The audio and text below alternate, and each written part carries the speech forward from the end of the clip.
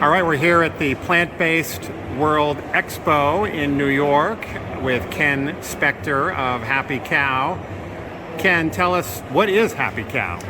Happy Cow is apps and a website that makes finding healthy food much easier. And we have a vegan-centric focus and veg-centric community. We've been around since 1999 and we're growing every year. How many restaurants do you have in your global directory? It's about 212,000 listings on Happy Cow. So it doesn't just include restaurants, it includes vegan businesses, vegan shoe stores, bakeries, and all different types of businesses. Now we have over 10,000 fully vegan restaurants around the world listed on Happy Cow. So I'm guessing that maybe the United States is where you have the most listings for vegan restaurants. Yes. Are there other countries that stand out in terms of just the sheer number? England, specifically London. London has the most vegan restaurants of any city in the world. I like to focus in on cities, but like Warsaw, Poland is a place that always surprises people. Warsaw, Poland is one of my personal favorites, and it's growing elsewhere. I mean, places even like Colombia, Bogota has loads of vegan restaurants now. It's a growing movement. There are loads of vegan listings on Happy Cow all over the world at this point, and it's really spreading quickly. So, and about the name Happy Cow, I mean, I can guess what that means, but maybe you can tell us. The name had to do with a really grim place along the 5 freeway in California, going up to San Francisco near Bakersfield. There's this ranch, and it smells absolutely horrific. You can't miss it when you're driving from LA to San Francisco or San Francisco to LA. There's no trees. It's a dust bowl. There are loads of really, really unhappy cows that are living in this hell world. Happy Cow is the antidote. That was the inspiration for the idea of those cows are unhappy. Let's create a site that's happy and makes cows happy. It's still there. You can drive up and you can smell it for yourself. It's a terrible place, and hopefully Happy Cow will help to free these poor animals from being slaughtered and tortured around the world. You mentioned cities like Warsaw that are kind of booming, and are there any cities, maybe unlikely cities in the United States that have become centers for vegan or vegan-friendly restaurants? Austin, Texas, they're doing pretty well over there. Washington, D.C. has seen a lot of vegan growth in the city. You know, I grew up in the Washington, D.C. area, and there really weren't many vegan restaurants at all. And that's really grown as a city that has quite a few vegan restaurants now.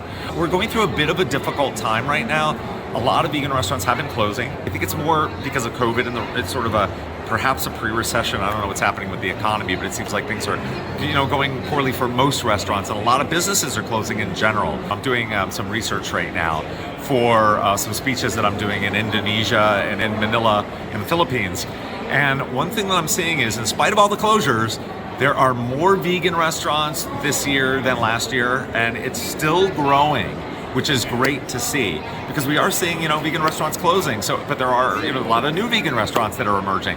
Los Angeles, I have to admit, has been seeing an amazing amount of new vegan restaurants, especially ghost kitchens is the new trend. Instead of just opening a restaurant, they're buying warehouse space in different cities, and they're just putting listings online on a Facebook page, and they're selling their food. Companies are delivering their vegan food, but they're not actually opening up physical locations. Some restaurants are closing, and then they're becoming ghost kitchens. So that's actually a new trend that's happening. And LA has been, I'm just seeing new restaurants all the time. I haven't even eaten at all the new ones. That's how crazy it's getting in Los Angeles. In Portland, Oregon, obviously, is a great place for vegans, and it's continually growing. One thing that also is happening is not just new vegan restaurants, but you're probably noticing more and more vegan options. And today I'm at Plant-Based World, and I tried this marbled steak, and I'm trying these new products that are the new technology in veganism. This is all changing. We're going from, simple, even the Impossible Burger, these realistic burgers. Omni has some great vegan products out there, and Beyond Meat, and all these great companies.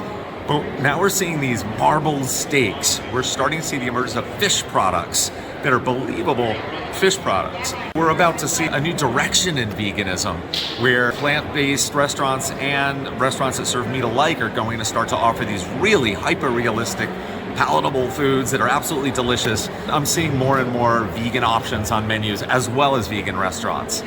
And so for the user of Happy Cow, do they just go to the app and does it cost anything? A paid for iPhone app, and then we have our Android free, and then a paid version of the Android app. It's not expensive, and you will get so much use out of it. It's one of the ways that we're able to make some money for Happy Cow. You can keep track of trips. You can go on a trip, and you can list and map out the restaurants that you're going to go to, and then you, even if you don't have internet, you have like a list of your map of all your restaurants that you want to go to. The app makes it easier because when you launch it, it goes directly to the place where you are. It just has features that are not on the website that just makes it easier to find vegan food. Well, Ken Spector of Happy Cow, it's a great story. I have certainly used Happy Cow, and many other people I know have as well. Terrific. You're providing a valuable service, and thank you very much for talking to Food and Health Facts. Sure. Well, thank you so much for having me on your show. Yeah.